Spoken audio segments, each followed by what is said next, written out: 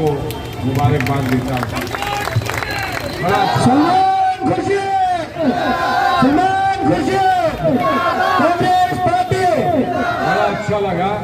अच्छा लगा कि डॉली शर्मा यहाँ आपसे मुखातिब हो रही थी। जब मैं आया तो उन्होंने अभी जब मैं बैठा तो मुझे ये बताया कि जब मैं यहाँ आस पड़ोस में जब यहाँ प्रदेश कांग्रेस कमेटी के अध्यक्ष के रूप में घूमता था तो बता रही थी कि वो 6ठी क्लास में थी और स्कूल में पढ़ रही थी और हम लोगों को देखती थी जब काफिला निकलता था और लोग यहाँ से निकलते थे। माशाल्लाह आज किस तरह से बड़ी खूबसूरती के साथ, बड़ी हिम्मत के साथ, बड़ी मेहनत के साथ वो सियासी अमल में निकल कर बाहर आई हैं और उम्मीद है कि आने वाले वक्त में वो पार्लियामेंट में रहेंगी। जब डॉली शर्मा को टिकट मिला था तब चंद खवातीन को हम टिकट दे पाते थे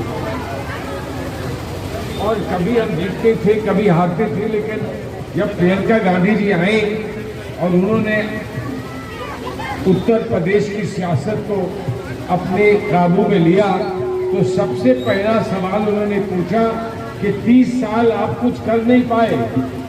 हंसकर कहीं कि आप 30 साल कुछ कर नहीं पाए, अब मेरे पास एक तजवीज़ है कि हम 40% चाहती थी 50%, लेकिन कहा कि आप लोग नाराज हो जाओगे इसलिए 40% हम महिलाओं को हिस्सेदारी और भागीदारी देना चाहते हैं। अब जो भी ऐसा कहता है सियासत में, जो भी सियासत में ऐसा कहता है तो वो अपने घोषणा पत्र में लिख देता है हम आएंगे पावर में तो हम ऐसा करेंगे, हम आएंगे इक़्तिदार में तो हम ऐसा करेंगे, हम अगर कामयाब हुए तो हम ऐसा करेंगे। लेकिन प्रियंका जी ने कहा ऐसा नहीं, हम पहला कदम लेंगे तो 40% भागीदारी लेकर देने के बाद हम पहला कदम लेंगे और ऐलान किया कि 40% इस चुनाव में हमारी महिलाएं, हमारी बहनें चुनाव का चिन्ह लेकर लड़ेंगी। और हमें खुशी इस बात की है, कि आज एक बार उत्तर प्रदेश में एक बार फिर रानी झांसी को घोड़े पर सवार हम देख रहे हैं हर जगह।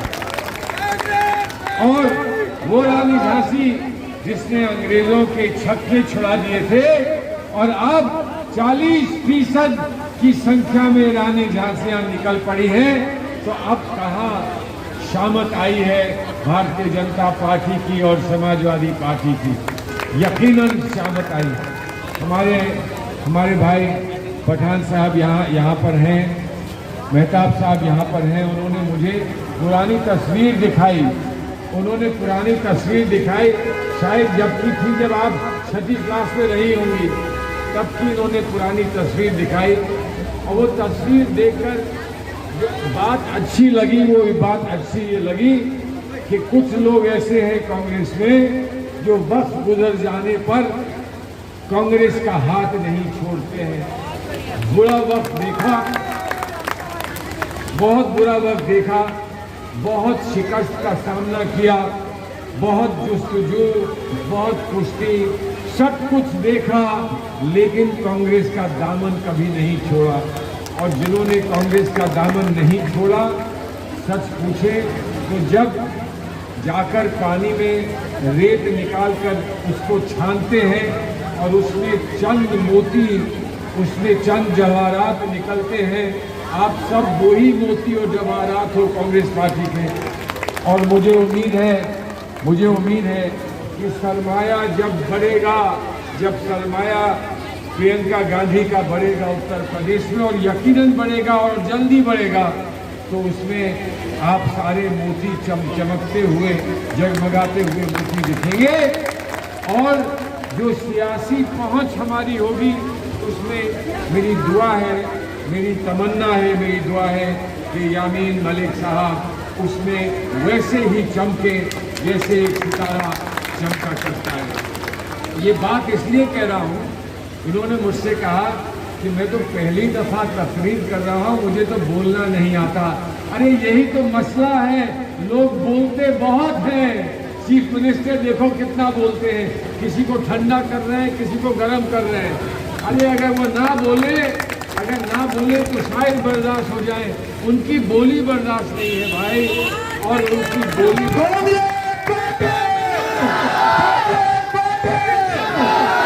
तो हम तो परेशान हैं किसी की बोली से, और हम परेशान हैं किसी की गोली से। अरे हमारा उत्पीड़न नौजवानों का क्या कहा था, मेरी माँ है ये देश, मेरी माँ की आगोश है ये जमीन, मेरी माँ है हिंदुस्तान का आईन, और मैं इस हिंदुस्तान के आईन के लिए अपनी जान देने को तैयार हूँ, ये कहा था। और इसको भारतीय जनता पार्टी ने जुर्म बना दिया। अरे कागज के टुकड़ों से कोई किसी मुल्क से और अजमत से और किसी आगोश से अपनी माँ को नहीं जोड़ता है। अभी किसी बच्चे को लिख कर दे दो कि ये तुम्हारी माँ है, तो वो क्या जाने, वो तो जानता है जिस गोद में वो पला है, जिसने उसको अपनी गोद में लिया है, जिसने उसके माथे पर चूमा दिया है, उसको वो अपनी माँ मानता है। और इसीलिए हम इस मुल्क को अपनी माँ मानते हैं, और मानते हैं कि जिन्होंने इस माँ को धोखा दिया और धोखा देकर वो चले गए, उनसे रिश्ता खत्म कर दिया, हमेशा के लिए रिश्ता खत्म कर दिया। लेकिन भाई क्या बात है कि अखिलेश जी बात करते हैं तो जिना की बात करते हैं, और भारतीय जनता पार्टी के मंत्री बोलते हैं तो कहते हैं वोट नहीं दोगे तो पाकिस्तान चले जाओ। अरे पाकिस्तान क्यों चले जाएं? तुम्हारी बुपौती है क्या पाकिस्तान कि यहाँ से निकाला और वहाँ डाल दिया, और वहाँ से निकाला और यहाँ डाल दिया। हम एक बात कहते हैं कि जिस दिन गंगा की लहरों पर तुम हिंदू मुसलमान लिख दोगे, उस दिन हम सोचेंगे कि हम सही जगह पर हैं या गलत जगह पर हैं। और इसलिए कह रहे हैं, मैं गंगा के किनारे रहता हूँ फर्रुखाबाद में, इसलिए कह रहे हैं कि जिस गंगा में सुबह एक हिंदू भाई मेरा स्नान करके कहता है कि मैंने पुण्य का काम किया है, मैं पवित्र हो गया, उसी गंगा के पानी से एक मुसलमान वजू करता है और कहता है मैं पाक हो गया, मैं नमाज पढ़ूंगा। अरे हमने अगर इस मुल्क को अपनी माँ माना है, अगर हमने गंगा को अपनी माँ माना है, तो कौन है वो जो नाराज होते हैं इस बात से कि हमने गंगा को अपनी माँ कहा है? तुम्हारी माँ नहीं है क्या? किसी को बुरा लगता है किसी की माँ को अगर आप कहो कि मेरी माँ भी है, वो तो रिश्ता जोड़ता है।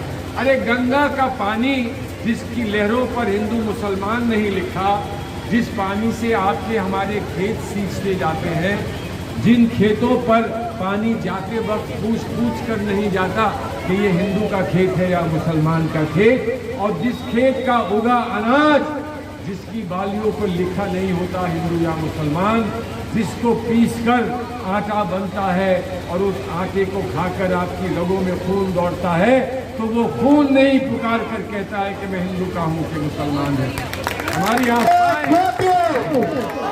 हमारी आस्था हो सकती है, हमारे धर्म में, हिंदू धर्म में आस्था है, बहुत अच्छी बात है, इस्लाम में आस्था है, बहुत अच्छी बात है। धर्म और ईमान अपने सामने रखो, लेकिन खून को आप बांट नहीं सकते, गंगा जल को आप बांट नहीं सकते, इस माँ की धरती को आप बांट नहीं सकते। और इसलिए नहीं बांट सकते कि जब किसी की बूढ़ी माँ को खून के कतरों की ज़रूरत होती है तो वो मोहल्ले में जाकर कहता है मेरे भाई मेरी बूढ़ी माँ के लिए मुझे खून दे दो, तब वो शनाख्त नहीं करता कि तुम हिंदू हो के मुसलमान। किसी के नन्हे बच्चे को खून की ज़रूरत होती है तो वो अपने पड़ोस में जाकर कहता है मेरे बच्चों के लिए 2 बूंद खून दे दो।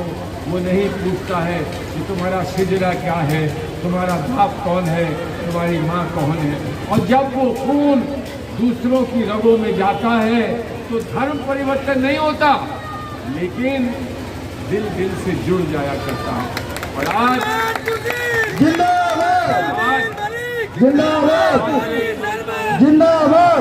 मानता हूँ कि यासीन मलिक आज एक ऐसी जगह पर हैं जहाँ पर हमारे दिल जुड़े हुए हैं और इन्हें समझ भी नहीं आता होगा ये धड़कन कैसी है दिल की।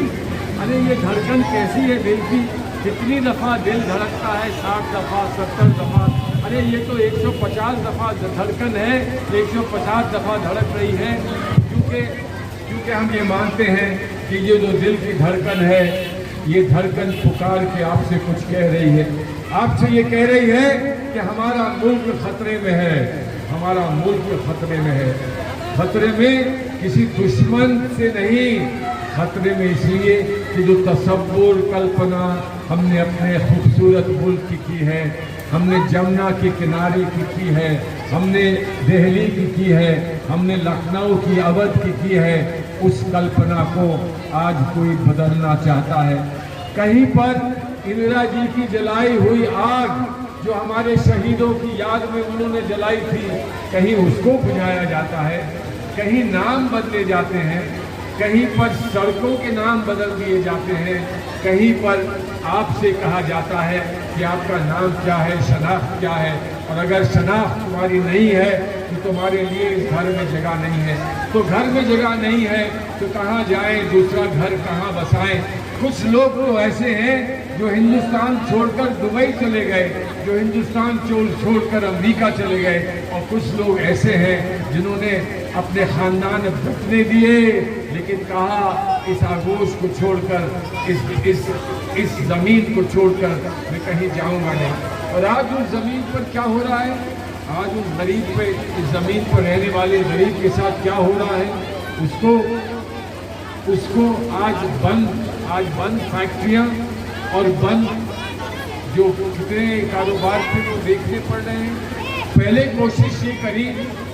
कोशिश ये करी कि नोटबंदी करो, नोटबंदी पर वार करो, फिर ये कहा जीएसटी लगा दो और जीएसटी लगाकर इन पर वार करो, फिर ये कहा कोई बात नहीं, अब तो कोरोना आ गया है, हमें कुछ करना नहीं है, कोरोना में ये लोग सिसक के मर जाएंगे, हमें कुछ करना नहीं है।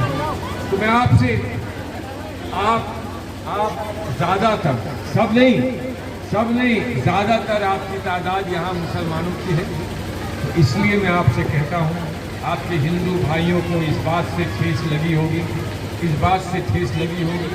कि हजारों लाखों लाशें माँ गंगा में बहा दी गई। ये मत समझना कि ये चोट सिर्फ हिंदू को लगी है, ये चोट एक मुसलमान को भी उतनी ही लगी है। और जब मुसलमान और हिंदू की चोट एक हो जाती है तो मुसलमान और हिंदू के जश्न से बढ़ जाती है। इस चोट को हमें हमेशा के लिए खत्म करना है, तो इसको खत्म करने के लिए चोट मारने वाले को खत्म करना होगा। चोट जिसने मारी है उससे जवाबदेही, इसलिए ये लोनी में आप हिंदुस्तान के आने वाले वक्त की तारीख लिखने जा रहे हैं। और कहाँ लिखेंगे तारीख? किताब में नहीं लिखेंगे, हाथ में लिखेंगे। हाथ देखिए अपना हाथ, अरे अपना हाथ देखिए, आप जरा अपना हाथ देखिए। मेरे हाथ में तो 3 लकीरें हैं, आपके हाथ में कितनी है?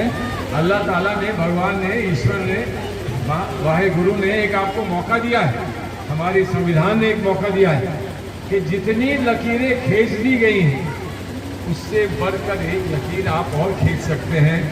जिस दिन है भाई, दिन पर लकीर खींच 10 तारीख को ऊपर वाले ने आपको ऐसा तोहफा दिया है कि अपनी बच्चों की तकदीर बनानी है, अपना मुस्तकबिल बनाना है, तो वो लकीर अपने हाथ से खींच लो, अपने हाथ पर खींच लो। बताइए ऐसा कहाँ होता है? और एक बात बताऊं, बड़ा दिलचस्प हाथ है ये। हाथ आपका सिंबल है। इलेक्शन कमीशन ने आपसे ये कहा कि जब भी वोट करने जाओ तो अपना सिंबल बाहर छोड़ के जाओ। साइकिल अंदर नहीं जा सकती है, फूल अंदर नहीं जा सकता है, हाथी अंदर नहीं जा सकता है, लेकिन हाथ अंदर जा सकता है। तो जब आपका सिंबल आपके साथ वोटिंग के अंदर जा रहा है तो फिर उस पर क्या करना है, सिर्फ बटन ही दबा देना है, और क्यों नहीं। और ये हाथ जो है मामूली हाथ नहीं है, ये हाथ ऐसा है कि उठाओ, दुआ करो, हाथ उठाओ, दुआ का हाथ बन जाता है ना, प्रार्थना का, दुआ का हाथ बन जाता है। ऐसे बढ़ाओ हाथ, ऐसे बढ़ाओ हाथ तो दान का हाथ बन जाता है। किसी को कुछ दे रहे हो वो हाथ बन जाता है। बढ़ा के किसी का हाथ थाम लो तो दोस्ती का हाथ बन जाता है। और अगर जालिम आ जाए तो मुट्ठी बन जाती है। मुट्ठी, एक हाथ की मुट्ठी कुव्वत बन जाती है, आपकी ताकत बन जाती है। इतना कुछ तो मिल गया आपको, इसके बाद और कुछ चाहते हो? और कुछ भी मिलेगा। ये सड़कें बनेंगी, यहाँ कारोबार आएगा, यहाँ खुशहाली आएगी, यहाँ फिर से हरियाली आएगी, आप लोग फिर से खुशी का जीवन बिताएंगे। यहाँ उत्पीड़न नहीं होगा, यहाँ पर किसी को दर्द नहीं दिया जाएगा, यहाँ पर किसी को पर जुल्म नहीं किया जाएगा। लेकिन वो कभी मुमकिन है जब आप और हमारा हाथ मिल जाए। हाथ मिल गया तो बहुत बड़ी बात हो गई। और अगर इस हाथ पर यकीन है और हमारे यामीन मलिक पर यकीन है, मेरे छोटे भाई पे वकील है, और इन सभी कांग्रेस पार्टी की सिपह सालारों पर आपको यकीन है, तो एक दफा अपने हाथ उठा के दिखा दीजिए। दोनों हाथ उठाइए और बजाइए ताली, और आइए हम कहें, हम होंगे, हम होंगे, हम होंगे। जय हिंद, जय कांग्रेस। और आप लोग मुझे वायदा करिए, यामीन मलिक को जिताएंगे, और जब आप जिताएंगे तो हम वापस लौट कर आएंगे और बड़ा जश्न मनेगा यहाँ। जय हिंद। बहुत बहुत शुक्रिया।